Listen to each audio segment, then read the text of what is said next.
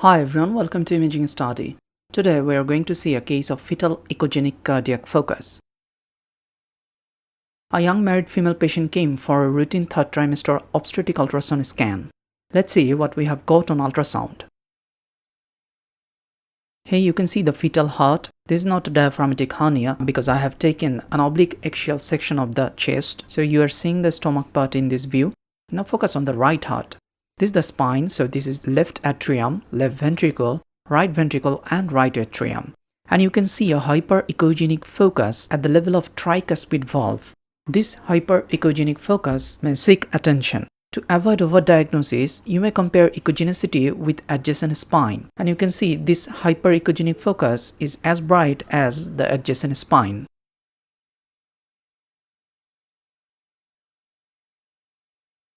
Here is the magnified view with the fetal echo preset, and you can see the oblique section of the abdomen, and this is the echogenic focus still visualized at the level of tricuspid valve. This is single in number and no other abnormality was detected. So here is another magnified view, and you can see this hyperechogenic cardiac focus at the level of tricuspid valve.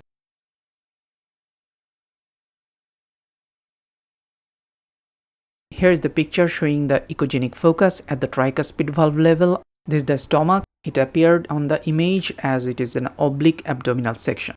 As I have scanned this patient, you may face confusion with the diaphragmatic hernia from this image. Well, we confirmed it on the sagittal section, which is not available here, and the stomach was situated within the abdominal cavity. The diaphragm was intact, so there is no feature of diaphragmatic hernia.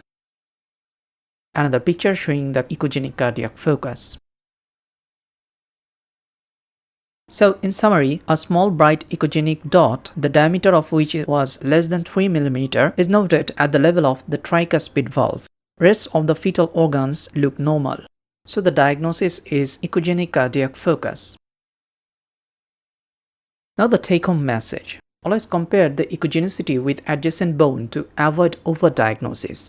Echogenic cardiac focus should be as bright as bone. It may be found in isolated cases or in trisomy 21 and 13. Multiple and bilateral echogenic cardiac foci have high association with aneuploidy.